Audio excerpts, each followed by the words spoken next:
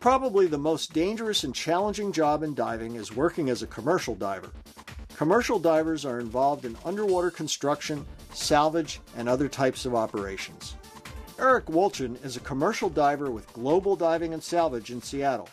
Listen as Eric explains the reality of what it means to be a commercial diver. Hello, my name is Eric Wolchin. I'm a commercial diver. I work for Global Diving and Salvage here in Seattle, Washington. It's a very unique job, and I absolutely love it. I went to commercial dive school at Santa Barbara City College, Santa Barbara, California. They had a wonderful program. It's the Marine Diving Technology Program. The instructors were absolutely excellent. The program itself was extremely rigorous. It was about a 2-year program where we learned how to do everything from diving physics to learning how to work underwater with tools, learning how to work with them safely, and carry out the work we needed to do. The hiring process for becoming a commercial diver is actually pretty tough.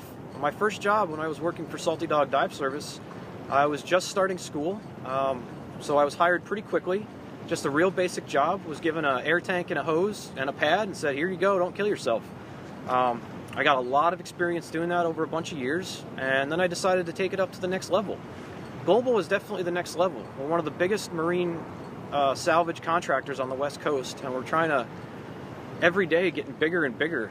We work with massive equipment, massive loads, and a whole lot more people than Salty Dog had. Salty Dog, we had about 8 guys. Global, we have about 200. It's a much different objective working with many people trying to do these huge scale projects, loads up to a couple thousand tons, massive equipment, all sorts of machinery. Global is pretty tough to get onto. They don't hire people right out of school. I had been out of school about 6 months. And when I gave my current boss a call, he told me they weren't hiring. They hadn't hired in about a year, and he really didn't need anybody. But he said he would give me a shot since I looked pretty good. I had a lot of experience underwater from working with Salty Dog. And I told him I wouldn't let him down, and I'm still working for him.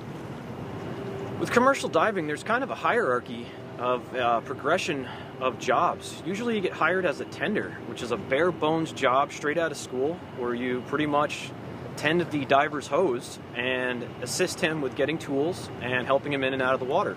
That's usually as you're hired, right out of school. And then you move up to a diver tender, which means they kind of trust you a little bit. They give you a chance to dive. You really hope you don't screw it up because you probably won't dive again. And from there, you actually become a diver. The process does usually take about 3 years, sometimes a little longer, sometimes a little less. Really all depends on the kind of guy you are. Typical offshore work starts at about $300 a day, and usually that moves up with the more experience you get. This is actually pretty good money. Most offshore hitches are 4, 6, 8 weeks long, so after 8 weeks making $300 a day, you got a pretty hefty paycheck. It's usually pretty nice to come back to the beach and have your bank account full. Most guys are pretty young, so having that kind of money is actually really cool. Up here in the Northwest, we're all union divers, and union divers get paid quite a bit of money, but we also do quite a bit of hard work. Union rates here in Seattle are about $100 an hour, which is really nice. And we also have 4-hour minimums. So we could do a dive for about 10 minutes, and we're still getting paid for 4 hours of diving, which is about $400. But on the other hand, we could actually be in the water for that entire 4 hours, and you're still making $400. That's usually a pretty good day, because that's only half your day, only 4 hours. So you're still making some money the other 4 or 8 hours, which is typically, if you're just on the job site, probably about $35 or $40.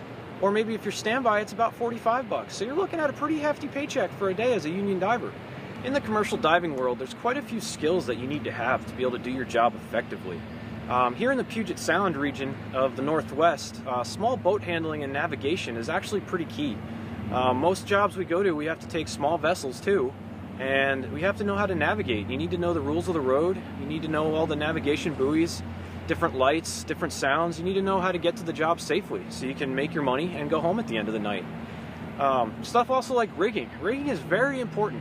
Doesn't matter what job you're on or where you are or what type of job you're actually doing. Rigging is always going to be important.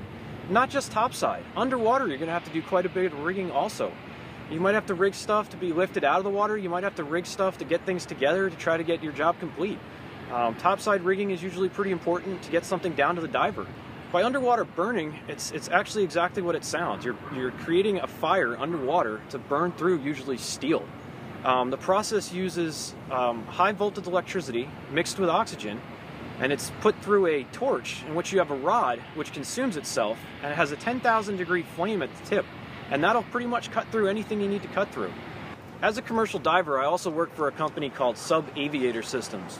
Now, Sub Aviator Systems, we own a 2-man submarine that looks just like a fighter jet. Now, this submarine has 2 individual pods for a pilot and a co-pilot, in which they're breathing 1 atmosphere air, which is just like up here on the surface. So the sub can go down to 1,000 feet with its pilots and then come right back up to the surface, and they don't have any need for decompression, like in typical deep diving. A typical day in the life of a commercial diver is usually pretty long. Usually we're working 12-hour shifts on big jobs, which will be 12 hours on, 12 hours off. And that's not the norm. Sometimes those 12-hour days can extend to 14, 16, maybe 20 hours. If we're trying to finish something, we're going to stay on shift until we're done. Typically they try to keep us to 12 hours just for a safety factor, keep us less tired and more alert. Here in the Pacific Northwest, if we get called out on a job and it's only going to take 4 hours, stuff, sometimes doesn't take what it's estimated to take, and we could be there for 30 hours. There's no saying, oh hey, it's 8 o'clock at night, I'm going to go home. It doesn't work like that. We stay until the job's done, and then we go home. Also, it could be 3 o'clock in the morning and you get called out to a job and you need to go at 3 o'clock in the morning. It's not, oh hey, I'll be in at 7 and we'll go then. It's no, you go in at 3 o'clock in the morning and you start working. And it's not necessarily at 5 o'clock, oh hey, it's 5 o'clock, I'm going home. You might be there till 8, 10, 12 o'clock at night until you go home. Being a commercial diver, you typically get to spend a lot of time with your crew. This time is usually about 12 hours a day for 7 days a week for weeks and weeks and weeks on end. It's pretty tough. You get to know each other really, really well. Some guys you get along with, some guys you don't. The guys you don't get along with, you have to learn to get along with them so you can do your job effectively. Everyone has to look out for each other on the job site since they're usually pretty dangerous. And if you don't get along with a guy, sometimes you have to, so you might save his life one day. It's pretty tough when you've been out there for about 6 or 8 weeks. That's some little things that really start bothering you about people. You never knew that you actually get annoyed by the way somebody chews their cereal every morning. Working in the diving industry is extremely dangerous. Every day there's the possibility of being very severely injured or even killed. Every year we have many divers around the world that are killed doing what we do every day.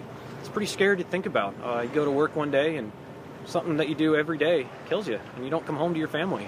As a commercial diver, I can honestly say I could not see myself doing anything else for a career but diving. I look at a lot of my friends that work in offices or in cubicles. They work 9-to-5 jobs, they have to wear a suit, and I see that as pretty miserable. I could never see myself doing something like that. Being a commercial diver is pretty much the only thing I could see myself doing in life, and I absolutely love it.